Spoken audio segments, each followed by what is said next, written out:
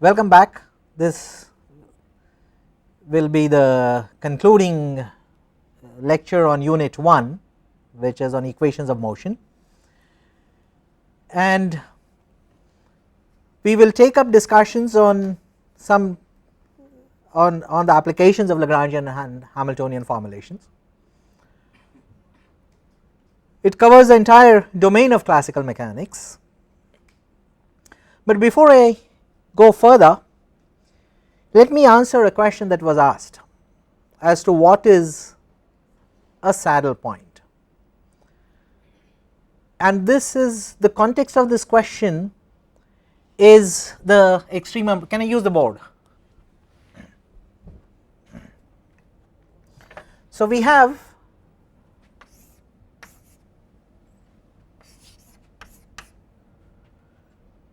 this is our action, right, and this action integral from t1 to t2, this is an extremum, so that any variation in this is 0. This is not 0, a variation in this would be 0. What kind of variation? A variation which comes about because of considerations of the Lagrangian being dependent on position and velocity.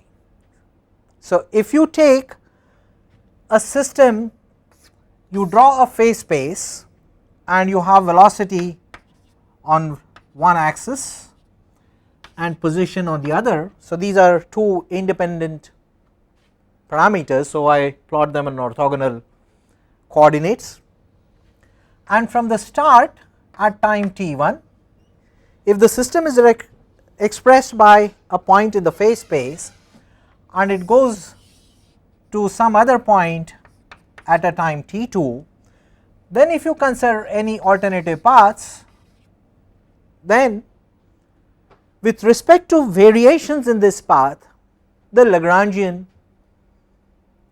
generates an action integral, and this integral is stationary, and stationary is a rather general word.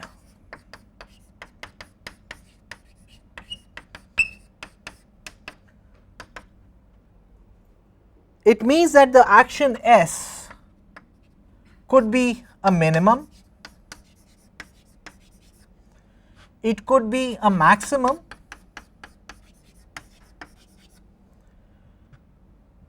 in general these two are combined together, these are often referred to as extremum,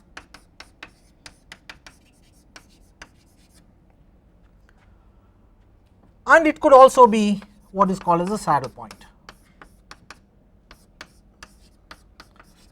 Now a saddle point comes into play when you have more than 1 degrees of freedom. Okay, consider 2 degrees of freedom. Let us say you have got two charges, both are unit positive charges, and you keep one test charge exactly in the middle. Now is this point a point of equilibrium, and if it is, what kind of an equilibrium is it, is a question that we will ask. So both are exactly equal charges, plus q, and this is also plus q, and this is 1 unit of charge, this is a test charge.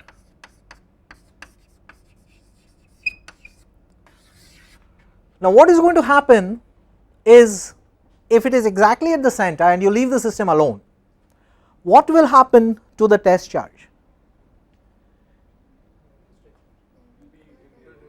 It will remain wherever it is, right? It will be governed by the law of inertia. Okay, it is in a state of equilibrium, right? So it will continue to be in its state since no other force is acting on it, right? If you displace this charge even slightly toward here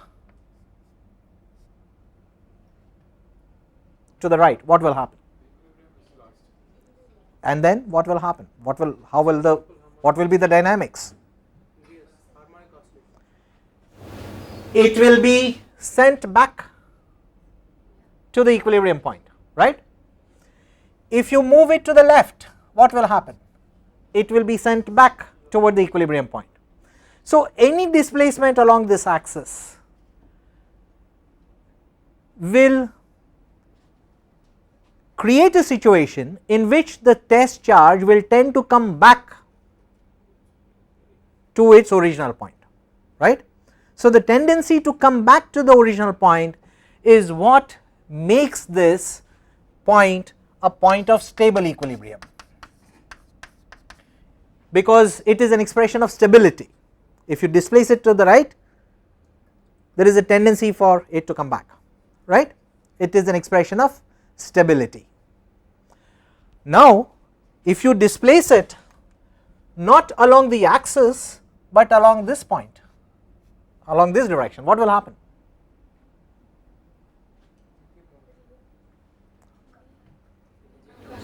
It will be, both are positive test charges, this is one unit of positive test charge, it will not come back. What will it do?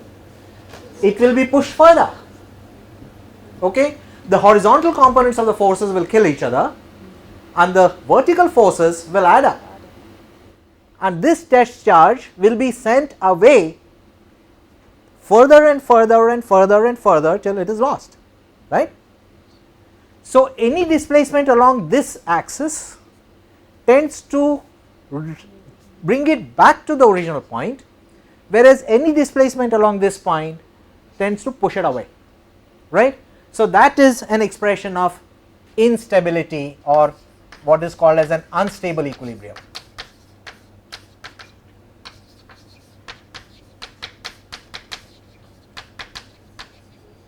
Okay. So now if you ask the question, is this point, which is exactly in the middle of these two charges, is it a point of stable equilibrium or is it a point of unstable equilibrium? This question can be answered only in the context of where the displacement is. If it is along the axis, it is a stable equilibrium. If it is orthogonal to that, it is an unstable equilibrium. It is very similar, and those of you who have done horse riding, which is a great sport and an excellent sport and a wonderful sport, I strongly encourage it. What do you do when you ride a horse and you ride on a saddle, right? You mount a saddle on the horse, right, and you mount yourself on the saddle. Now if you keep a marble at this point, right, if you displace it along the length of the horse, it will tend to come back. If you displace it along the width of the horse, it will tend to go away, right, and that is the reason such a point is called as a saddle point, okay, because it comes very literally from what an equilibrium at the center of a saddle is, okay. So that is a saddle point. A saddle point is an equilibrium point, but it is not unambiguously a point of stable equilibrium, nor is it an unambiguous expression of an unstable equilibrium. So it depends on which degree of freedom is being changed, is it along this axis or the orthogonal axis or any other, and in a multidimensional space, when you have more degrees of freedom, of course a saddle point acquires a much more complex connotation, but the essential meaning is this. And the Lagrangian principle of variation, the Hamilton's principle of variation, really refers to an extremum condition, and it is not getting into the details of whether that equilibrium is a point of stable equilibrium or is it an unstable equilibrium, because at a stable equilibrium you have a minimum, at unstable equilibrium you have a maximum. So we have not gotten into these issues about whether it is a minimum or a maximum or is it a saddle point? These issues we have not dealt with. These are more complex issues, and a detailed discussion of this requires the consideration of higher derivatives, not just the first order differentials, but higher order differentials, and that is well beyond the scope of this course. So, we will not get into those things. So, in general it is a stationary point, that is the correct expression. Popularly it is referred to as the principle of least action, but it is not automatic that it will always be least, it could also be a maximum. It is like Fermat's principle. We always think that light will take the least time, but it can also take the most time. Means if you have elliptic mirrors and if you have got a source of light at the center, this light could go along the minor axis of the ellipse, right, which is the least distance, and but it can also go along the major axis, which is the most distance, right. So, it can be either least time or most time. So, Fermat's principle is also, it accommodates both the possibilities. So, anyhow, let me now proceed with some applications of the Lagrange's and Hamilton's equations. It covers the entire domain of classical mechanics. We have already discussed in the previous class that conservation of energy, conservation of momentum, everything comes out neatly out of a single principle, which is the principle of variation, right. We do not have to learn these as separate laws, everything comes from the same principle, and you interpret this principle in the context of different symmetries, you get different conservation laws, but everything is coming out of just one single principle, which is the principle of variation. So, it connects symmetry and conservation laws very nicely, and at an introductory level it gives us a good introduction to the Noether's theorem. The governing principle is the variational principle, principle of least action. Again I have used the term least over here, but for the sake of correctness, accuracy and more generality, we should certainly refer to it as a principle where it is the stationary property which is referred to rather than a minimum or a maximum or a saddle point, right. So, it is based on the principle of variation, and these have applications in many other branches of physics. It also enables the treatment of constraints very nicely, and I am not going to do it in this course, okay. But constraints, I will mention what they are, that whenever you have a body like this and I can throw this body anywhere, right, hopefully with the lid closed right, and then no matter how it twists and turns and flies, right, the distance between this point and this point will always remain the same, okay. It could be here, it could be here, it could be flying somewhere else, right, which means that the trajectory of this point is not completely independent of the trajectory of this point. There is some correlation, some coupling which always must be kept track of, which means that the degrees of freedom, if you look at 2 points, is not really 6, but it is less, and what makes it less are these connections. These connections are called as constraints, and what one does in Lagrangian and Hamiltonian formulation is not deal with the actual coordinates, we deal with what are called as the generalized coordinates, and in these generalized coordinates you eliminate the constraints, so that you deal with the minimum degrees of freedom which must be analyzed to describe motion, okay. So, the Lagrangian formulation helps us do that.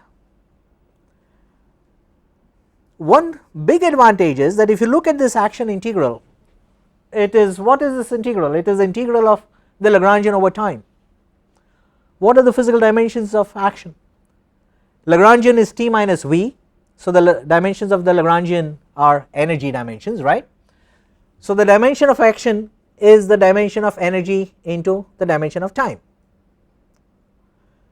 So the product of the dimension of energy and the product with the dimension of time, if you do it in your notebook in 2 seconds, you will find that it has got the dimensions of angular momentum.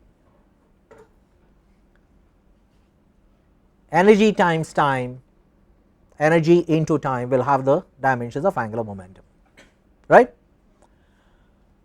And angular momentum is a very fascinating creature. It has got very fascinating properties. It is this which becomes a fundamental unit in quantum theory. In fact, the Planck's constant, which we write as h, this is sometimes called as the quantum of action. It has got the dimensions of angular momentum, and this plays a very crucial role in quantum theory, as I am sure all of you would be familiar with, but that is, those details are for a discussion in a course in quantum theory. But that action is a fundamental quantity in Lagrangian and Hamiltonian formulation, gives us a good starting point to adapt this to quantum formulation.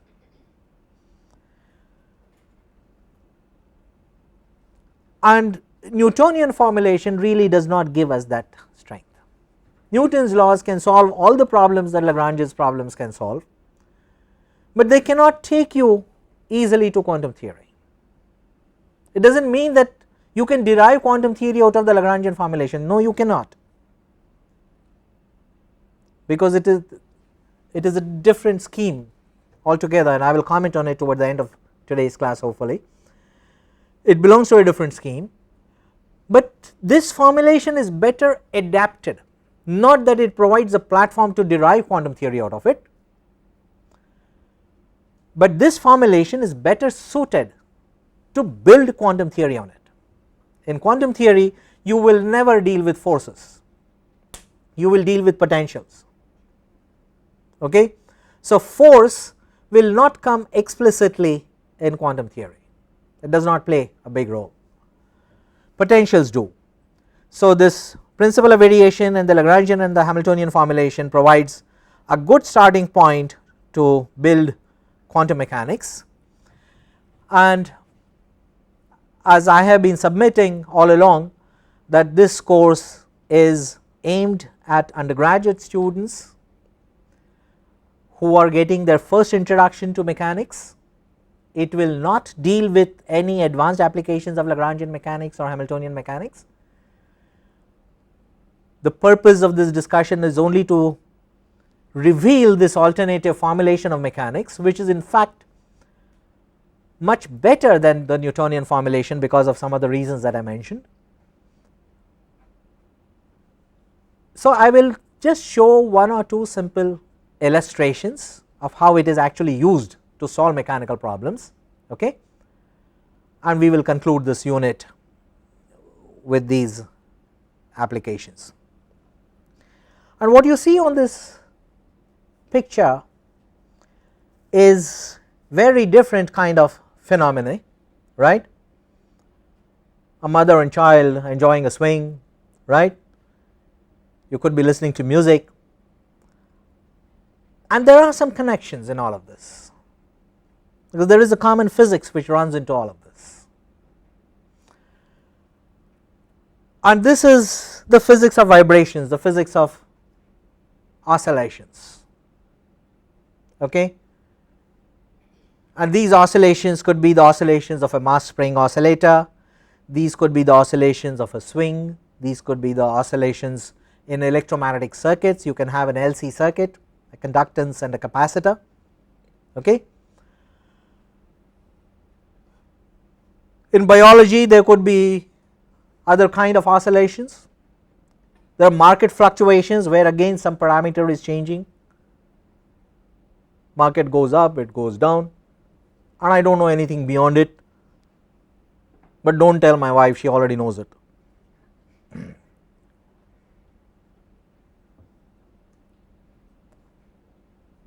So there are different kinds of oscillations which one can treat using certain common formalism, and it is this commonality, I do not even know if there is a word like that.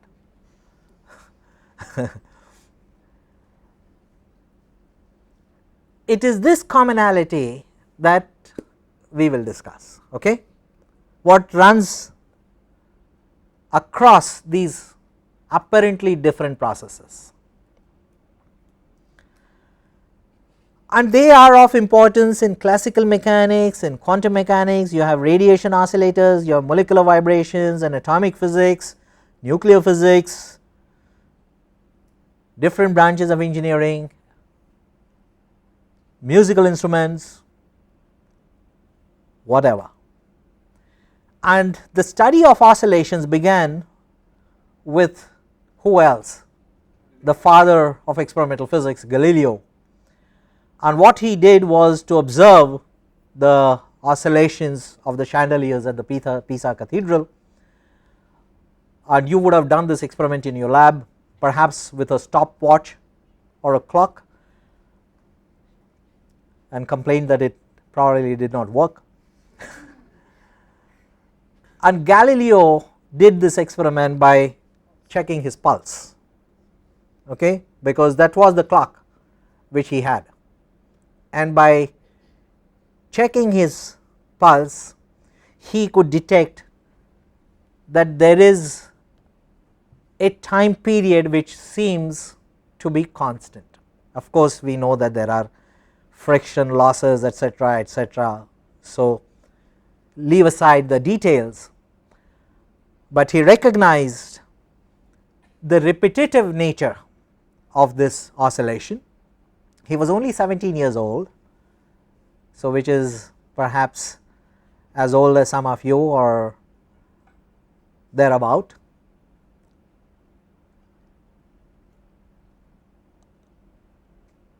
And we will study these oscillations from the Lagrangian and Hamiltonian point of view, okay, just to illustrate how to use the formulations we have learned. We will solve the Lagrange's equations for a simple harmonic oscillator and also the Hamilton's equations for the simple harmonic oscillator. We will take two kinds of simple harmonic oscillators. We will take the mass spring oscillator and we will also take the simple pendulum, okay. Both are simple harmonic oscillations, at least to a good degree of approximation. Now, if you look at the Lagrangian formulation, you find that you will have to set up a second order differential equation. If you work with the Hamiltonian formulation, you have first order differential equations. It is del H by del P equal to Q dot and del H by del Q equal to P dot for every degree of freedom. So these are first order differential equations, but there are two of them, okay. So in any case, there is either a second order differential equation to solve or two first order differential equations to solve, and on solving the differential equation you will have to plug in the constant of integration, right. Once you integrate the equation, you will have to plug in the constant of integration, and you will need two constants of integration to solve the second order differential equation, or one constant of integration to solve a first order differential equation, but you have two of these. So you always need as much information to solve these equations, whether you use the Lagrangian formulation or the Hamiltonian formulation. You will always need two parameters, and these are the initial position and the initial velocity, or the initial position and the initial momentum, okay, depending on whether you are using the Lagrangian or the Hamiltonian formulation. So if you take a mass spring oscillator, the first thing to do is to set up the Lagrangian, which is T minus V. So the kinetic energy is half Q dot square times the inertia, so m by 2 Q dot square minus the potential energy, which is K by 2 Q square. K is the famous spring constant, okay. So you have set up the Lagrangian.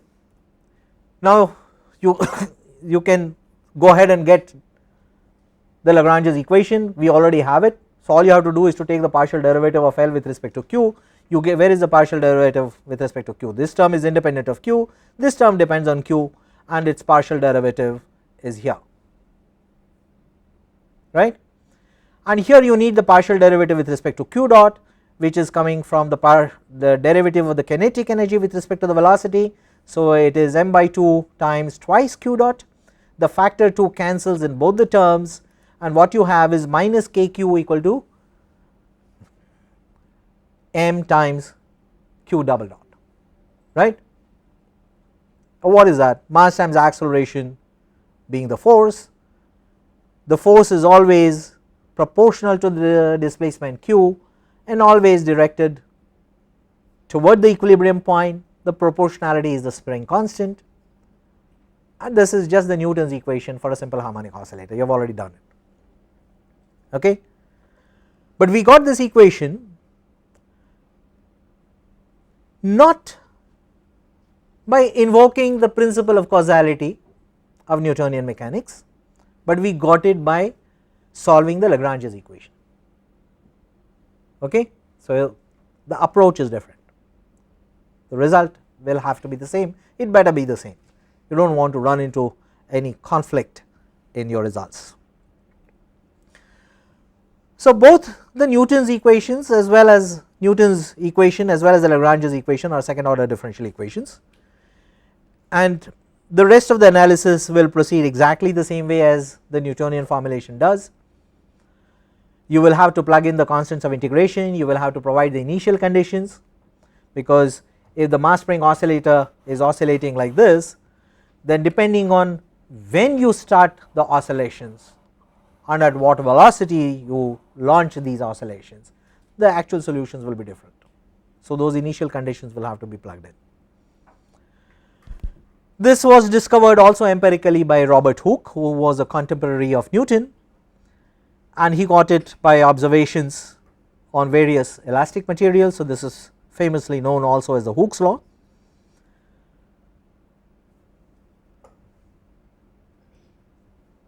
And now let us solve it using the Hamiltonian approach. The important thing is always begin with the Lagrangian, and I warned you that I am going to repeat this point.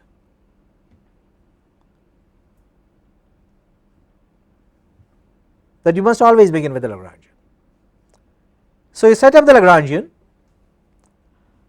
but the other thing you have to keep track of is that the Hamiltonian formulation must be finally dealt with in terms of q and p and not in terms of q and q dot, okay. Momentum is defined as mass times velocity, it is directly proportional to the velocity in the Newtonian formulation. In the variational calculus that we are using, that is not the definition of momentum. Momentum is del L by del q dot, whatever it turns out to be, okay.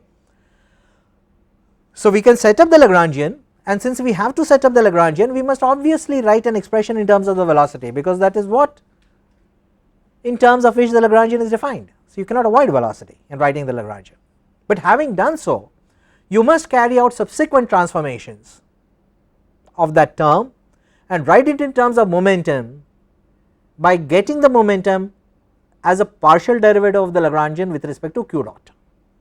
So those transformations will have to be carried out. So you must remember that. So let us begin with the Lagrangian. It is t minus v, it is obviously written in terms of q dot square. So the velocity appears explicitly in the Lagrangian as it should, and the momentum is now obtained as a partial derivative of the Lagrangian with respect to q dot, which is written as m times q dot, and it appears in terms of the velocity q dot, but the Hamilton's principal function must be written not in terms of q dot but in terms of p. You cannot use the right hand side. When you write p equal to m q dot, you obviously have two sides of an equation which are completely equal to each other, but one side of the equation, which is in terms of velocity, has got no place in the Hamiltonian formulation. Okay. So, the equality has to be used within its own limitations. So, here you have the momentum as mq dot. The Lagrangian must be written as this pq dot minus L and then transformed to get rid of the q dots, which must be written in terms of the p's. So, here pq dot minus L gives you this expression, right, but using this relationship you must get rid of all the q dots and replace those by p by m.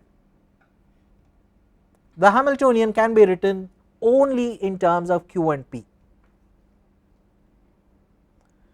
And in the last step you see that it is written as p square by 2m plus k by 2q square. The kinetic energy is written as p square over 2m and not as half mv square. So, half mv square is kinetic energy, p square by 2m is also the kinetic energy, but half mv square will be used in the Lagrangian formulation, p square by 2m will be used in the Hamiltonian formulation. You cannot mix them, and you must always begin with the Lagrangian, get the generalized momentum and then carry out the transformations to write the Hamiltonian in terms of q and p. Okay, now rest of it is simple because we have got the Hamiltonian in terms of p and q. We can take its partial derivatives with respect to p and q, and these are the Hamilton's equations, that q dot is equal to del h by del p, p dot is equal to minus del h by del q, and if you write these two partial derivatives using this formulation of the Hamilton's principal function, you get q dot equal to p by m, which is nothing but the Newtonian expression for momentum as mass times velocity, right, and this expression p dot is nothing but the rate of change of momentum, which is nothing but the Newtonian force, which is equal to a constant times the displacement. The proportionality is the spring constant and the displacement is always directed toward the equilibrium point, so there is a minus sign. So, once again we have recovered Newton's equation. How did we get it? Not by using cause effect relationship, okay, not by using Newton's laws, but using principle of variation and using Hamilton's equations. Here they are. This is q dot equal to del h by del p, p dot equal to minus del h by del q. This is what we have used, and as a result of this, which stems from the principle of variation, we get the same equation as we ought to. No wonder. So, these are Hamilton's equations. These are two first order equations. Again you will need the two initial conditions, and we have taken the care that the Lagrangian is written in terms of q and q dot, the Hamiltonian is written in terms of q and p. So, the Lagrangian is written as t minus v and the Hamiltonian as a sum of two quadratic terms p square and q square and not v square. Okay. So, we have taken care that the correct variable appears in each expression. Momentum will however always be recognized as the partial derivative of the Lagrangian with respect to the generalized velocity. Del L by del q dot is the generalized momentum. It will not be referred to as product of mass and velocity. Okay. In the rest of the formulation in classical mechanics, in this variational formulation of classical mechanics, the mass times velocity has got no place. You can do the same for a simple pendulum. You have to be a little careful over here. Now, this diagram is almost self explanatory. So, the potential energy will be given by, if this is it, if it is measured with respect to this reference point, then mg times this distance h will be the potential energy, which is L times 1 minus cos theta, L being the length of the pendulum, and we presume that this length is not changing, it is not elastic, it is a rigid. Okay. So you have got the potential. We are going to set up the Lagrangian first, as we should always do. So the Lagrangian is t minus v. The parameter r is time independent because the length between the point of suspension and the point at which the bob is, the mass is attached, is not changing, right. It is considered completely inelastic. So r dot will be 0, r will be constant, and the value of the constant is equal to the length of the pendulum. So you have set up the Lagrangian here, t minus v, and now with this Lagrangian I have only separated these two terms over here, so nothing big over here, and with this Lagrangian we can get the partial derivatives of this Lagrangian with respect to the corresponding two velocities. It is independent of one of them, so Pr is 0 and P theta is ml square theta dot, and you will immediately recognize that it is the angular momentum, right. So you have the Lagrange's equations, del by del q equal minus d by dt of del L by del q dot equal to 0, and you need the partial derivative with respect to theta, which is coming from this term, and this will be minus of sine theta, which for small angles is nearly equal to theta. So here is an approximation. So the simple pendulum is really not a simple harmonic oscillator except in this approximation, okay, because sine theta is not strictly equal to theta, okay, it is nearly equal to theta, it is very nearly equal to theta. If theta is very small, it is very nearly equal to theta if theta is very small, right, and so on, right, but it is not exactly equal to theta.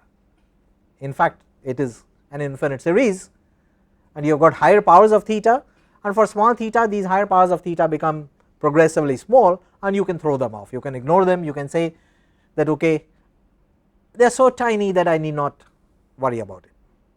But the moment you say that okay, it is too tiny to worry about, you are making an approximation, it is not exact. So in this approximation, that sine theta is considered to be equal to theta, you can develop the equation of motion. So you have got minus mgl theta coming from this del L by del theta, and the reason you have got theta here and not sine theta is because of the approximation I mentioned, and this is del L by del q, right, for q equal to theta when the degree of freedom is the angle theta, and this is the time derivative of the corresponding canonically conjugate momentum, and if you just cancel the common terms, the mass can be cancelled out, one of the powers of L is cancelled out, and you find that theta double dot is equal to minus g over L theta, right. Now this is an equation that you have met from Newton's formulation, but we have got it from Lagrange's equation, we have not got it from cause effect relationship, okay. Our answer to the description of how a system evolves with time makes no reference to a force. We say that a system evolves with time, either this evolution is governed by inertia if the body is in equilibrium, and if the equilibrium is disturbed, then it is governed by the principle of extremum action, that the integral L dt must be an extremum, and it is this requirement which will determine how the system will evolve with time, right. We have not referred to force, we have not talked about cause effect relationship. So we get this same equation, rest of the analysis is straightforward, and anytime you have an equation that a second order derivative is equal to the coordinate itself with a certain proportionality, no matter what this q is. It could be the charge on a capacitor which is being discharged in an LC circuit, or it could be the displacement of a mass spring oscillator, or it could be the angular displacement of a simple harmonic oscillator. Okay. So, it could apply to any domain of physics, electrical engineering, mechanical engineering, okay, sound vibrations, elastic membrane vibrations, any oscillatory phenomenon. Whenever you have a differential equation of this kind, it will always have the same solution, which is a linear superposition of these harmonic functions, right. The solution will always have a natural frequency which will be given by the square root of the proportionality which comes here. Here the proportionality is G over L. So, that is the natural frequency of the oscillator. And both the Newtonian and the Lagrangian formulations give us essentially the same results, as we already found for the case of the mass spring oscillator. No surprise there. We can do the same thing using the Hamiltonian formulation, which must begin by first framing the Lagrangian as t minus v. So, we do that. Then we find the generalized momenta from the Lagrangian by taking the derivatives of the Lagrangian with respect to the generalized velocities, which are theta dot and r dot, and r dot does not appear in the Lagrangian. Now, you construct the Hamilton's principle function. Okay. Now, this seems so simple for something like a mass spring oscillator or a simple pendulum, but I urge you to always begin with the beginnings. Do not ever take shortcuts. You know that for a given system you can write the Hamiltonian as total energy, you know it is a conservative system, you can go ahead and write the Hamiltonian as t plus v, but do not do it, please. First write the Lagrangian, then get the generalized momenta, okay, then write the Hamilton's principle function, okay, which will be in terms of the velocity because it contains the Lagrangian as well, and then transform it to generalized momenta. Okay.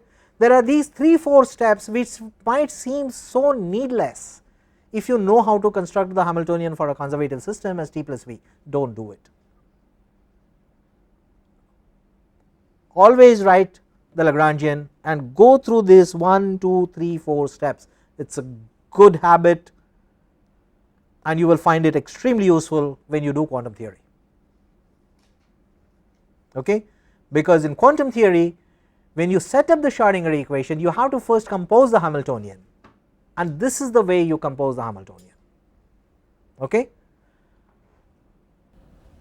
So, essentially we are going to illustrate here how the Hamiltonian approach is applied to the case of the simple pendulum, and as I mentioned repeatedly, the first thing to do always is to set up the Lagrangian, and the Lagrangian will be in terms of the coordinates and the velocity. So, you see the theta dot coming over here, and then from this you determine the generalized momenta, which are defined as the partial derivative of the Lagrangian with respect to velocity. So, there are two generalized momenta in this case. Pr of course is 0 because we are considering a pendulum which is suspended by a string which is not elastic, and its length will always be equal to L, and it is not going to change. And once we have this, we set up the Hamiltonian in terms of what is generally called as the Hamilton's principle function, but then we must transform it to momenta because the velocities should not appear in a Hamiltonian. So, here we have the Hamiltonian in which we have expanded this summation. There are 2 degrees of freedom here, r and theta. So, we have theta dot p theta plus r dot p r terms over here, and then from this we subtract the Lagrangian, and now we are ready to take the partial derivative of the Hamiltonian with respect to theta. Now, this comes from this last term over here, which is the only one which is theta dependent, and its derivative gives us minus theta, and here is where the position where we actually make an approximation of small oscillations. In the diagrams it is always shown with a large angle just to make the point, but the whole approach of simple harmonic motion requires that this approximation is made, and this is valid only at very small angles where you can approximate sin theta to be nearly equal to theta, and this is the domain of application of this particular approximation. Otherwise, of course, motion is not simple harmonic. So, here you have the partial derivative of h with respect to theta in the small approximation limit, and we get from Hamilton's equation, which is p theta dot equal to minus del h by del theta, we get a result. So, this minus sign is taken care of over here. So, minus del h by del theta will give us mgl theta.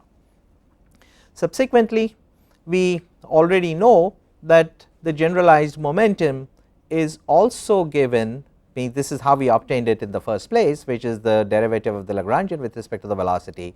So, if we take the time derivative of this, we get another relation for p theta dot.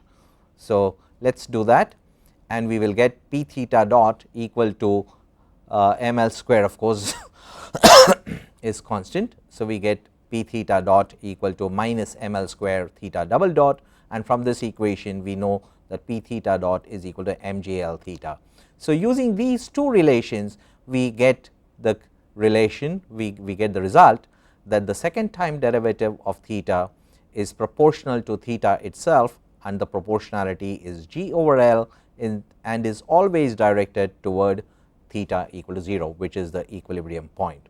This is the common equation for any simple harmonic motion, in which the acceleration is proportional to the displacement and always directed toward the equilibrium point, and this any equation of this kind has got the general solution, in which omega 0 is the natural frequency, and we are quite familiar with this result from Newtonian mechanics as well, and the solution is in terms of this circular frequency, which is also called as the natural frequency, which is the square root of this proportionality. In this case it is g over L square root.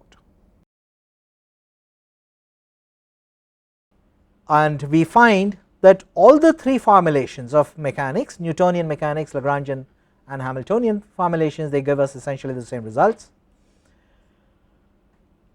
The point to be emphasized is that we have not used force, causality and linear response physics in this formulation. This is the most important thing. Now, the entire domain of classical mechanics comes under the umbrella of the principle of variation and the Lagrangian and the Hamiltonian formulation.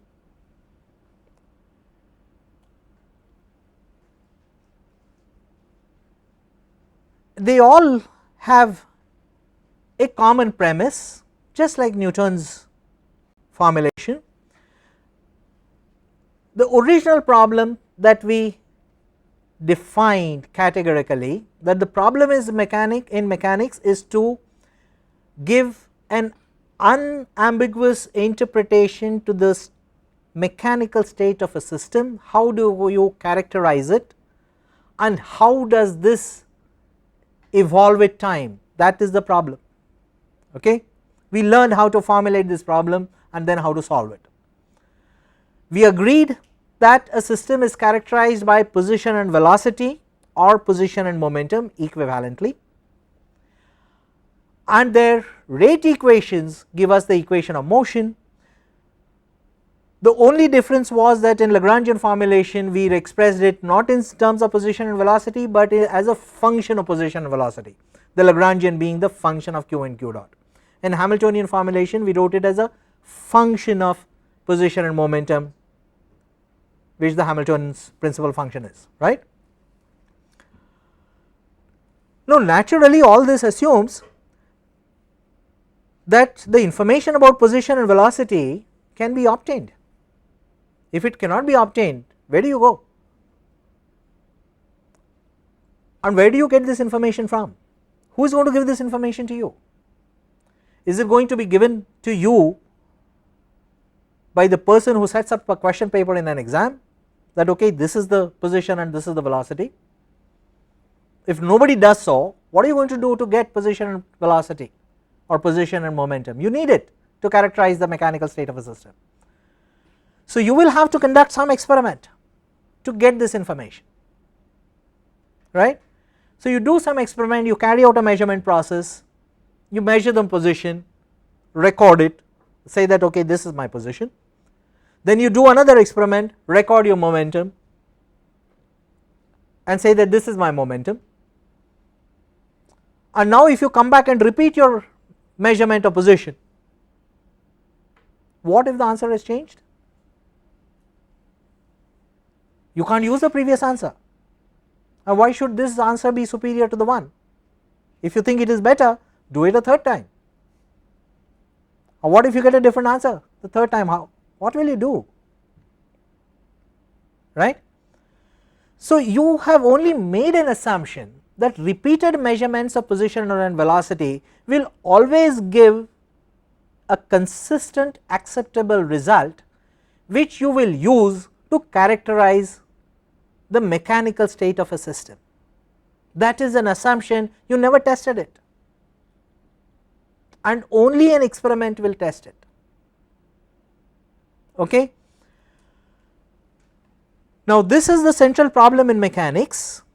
You can do it in terms of position and velocity or position and momentum. You have the same thing in Lagrangian formulation or the Hamilton's formulation or in the formulation of Galileo and Newton.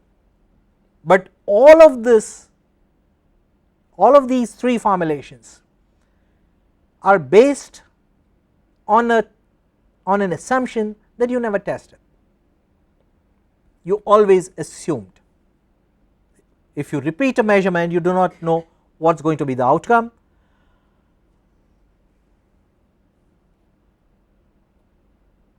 Now what happens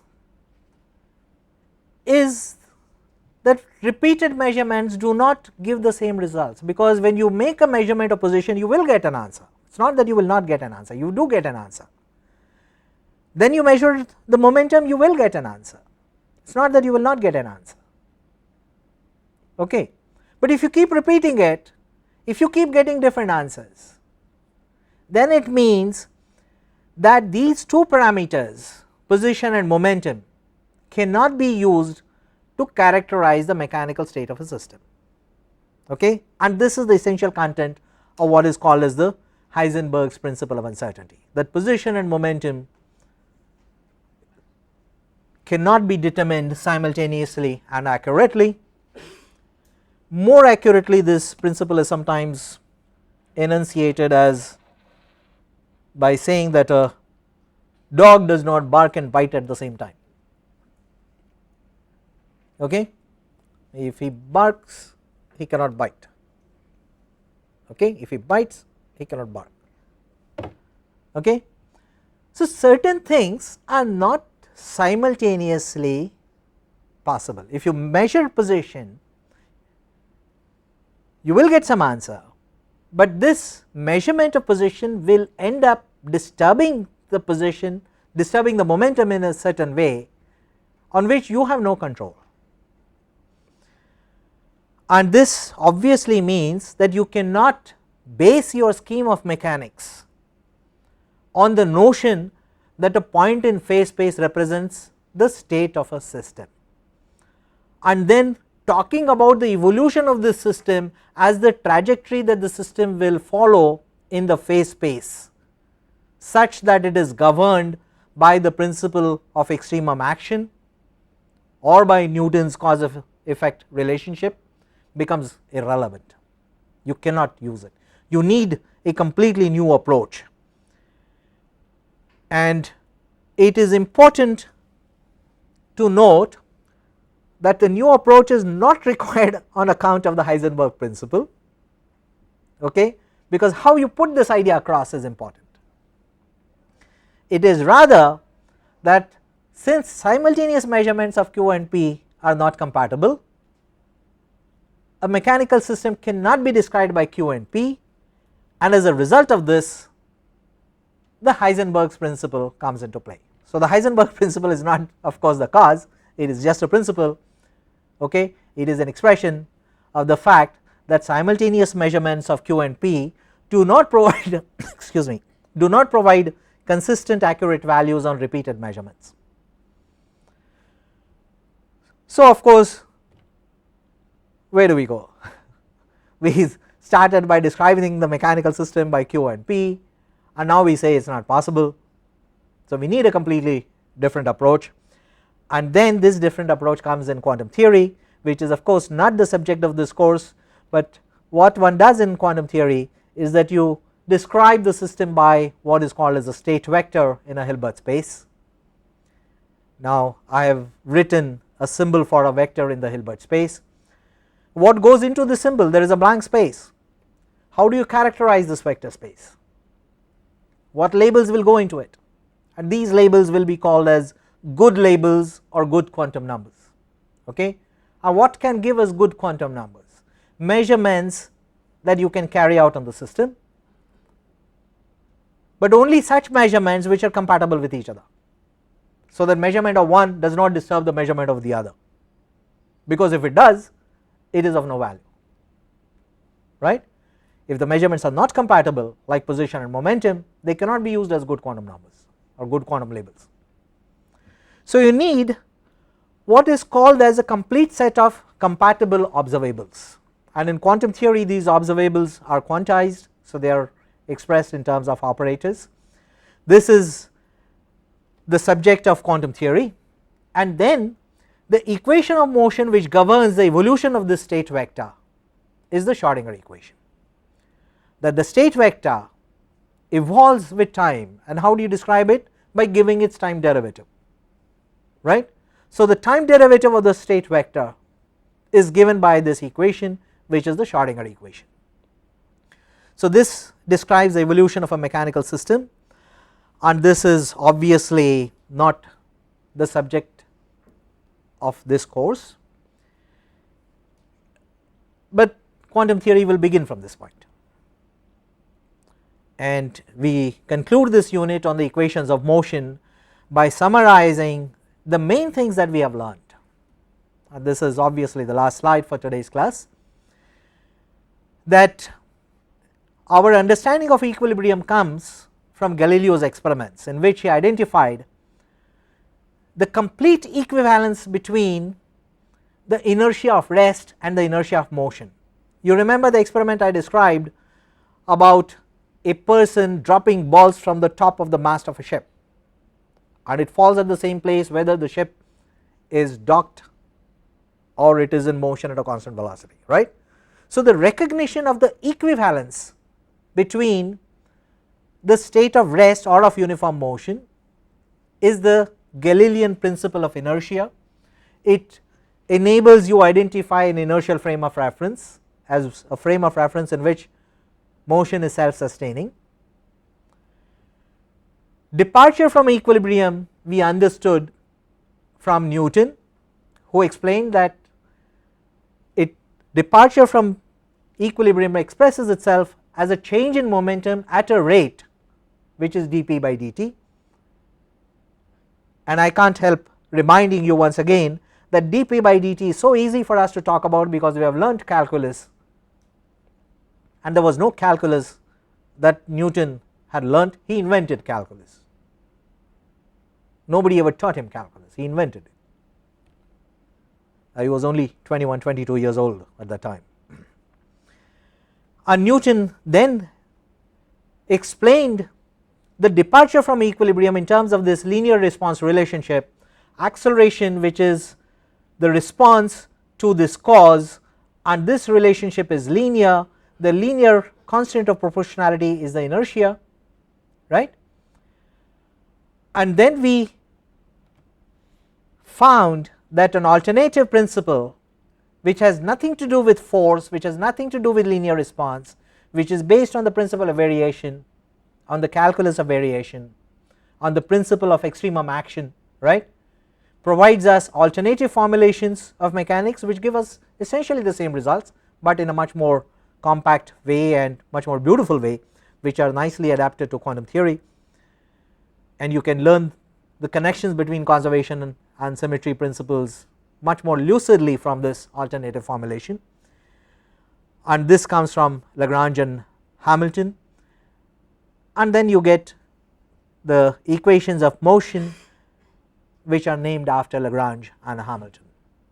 So with this we conclude unit 1. If there are any questions I will be happy to take, otherwise goodbye. Saddle point. Yes. Can we call center of mass as a saddle point? No. Center of mass is a saddle.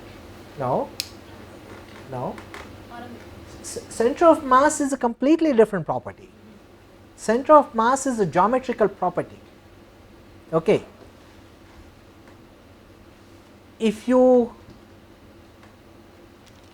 multiply the position vector by the mass of a many body system, add it up for all the particles, divide it by the total mass, okay, you get a geometrical property. Okay. It has nothing to do with the forces, because the center of mass need not be in a state of equilibrium at all. Okay. There can be some net force acting on it, right. A saddle point is a point of equilibrium. If the object is kept at a saddle point, it means that it can stay there forever and ever and ever and ever. You can change its position only if you displace it, and the displacement must move it to a point where the potential is different, otherwise it could be in a state of neutral equilibrium, right. So a saddle point is a point of equilibrium. The only thing about a saddle point is that it is not unambiguously a point of stable equilibrium, nor is it an unstable equilibrium. So it is stable equilibrium with respect to one kind of displacement and unstable equilibrium with respect to another kind of displacement. Okay. So these are two different ideas. Any other question? Yes. How would you calculate, because all of Lagrangian mechanics is based on energy, kinetic and potential energy. Yeah. So how would you calculate potential energy for a non-conservative force, friction for example? Yeah, actually one can set up equations of motion in those cases, okay, for non-conservative systems, and then one uses what is called as a generalized force. And when you have a Lagrangian which is time dependent, which is what will happen when you have friction present, okay. Basic fundamental interactions in nature of course are conservative. Okay, the fundamental interactions in nature that you and I are concerned with in day to day life are only gravitational and electromagnetic, right, and gravitational interaction is a conservative interaction. The electromagnetic interaction which comes through the Lorentz force, for example, that is also a conservative interaction, energy is not lost in that, and no other interaction is involved in this, okay, except quantum theory. Quantum theory is involved even in this, okay, but I will not touch it at this point. But other than quantum theory there is nothing else which is involved in friction, yet energy is lost. The fundamental interactions are conservative, so why is there a loss? It is because you have not taken other degrees of freedom into account. You are setting up the equation of motion for the bottle and not for the bottle and the particles of the table,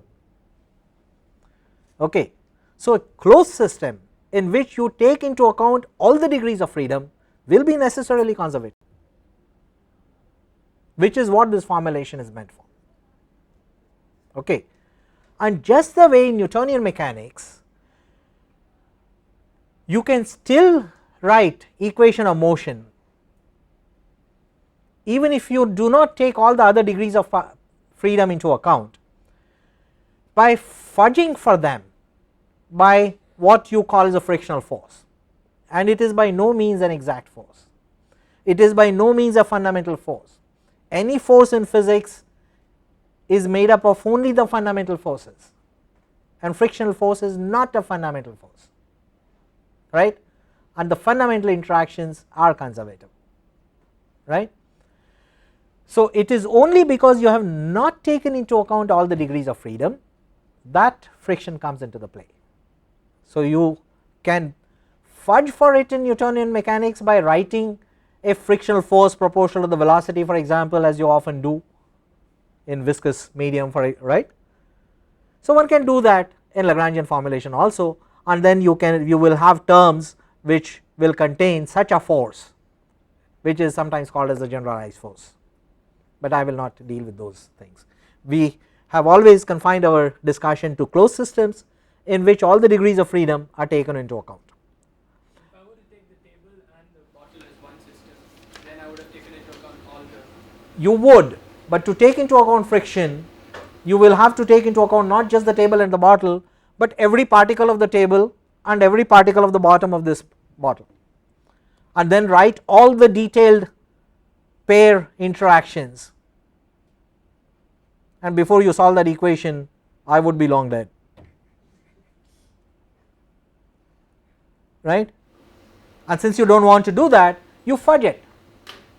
You fudge it by saying that okay, there is a frictional force, I will say it is some gamma times velocity, put it in the equation of motion, get some solution, and from some empirical information say that this is my value for the friction constant. It has got no fundamental basis, right. So, you can't do it from first principles, you can do it in some ad hoc manner, and that is only because you are not taking into account all the degrees of freedom. Fundamental interactions are conservative. You and I do not create energy and we do not destroy it. The day you do, they will build a temple for you. Okay, thank you all very much.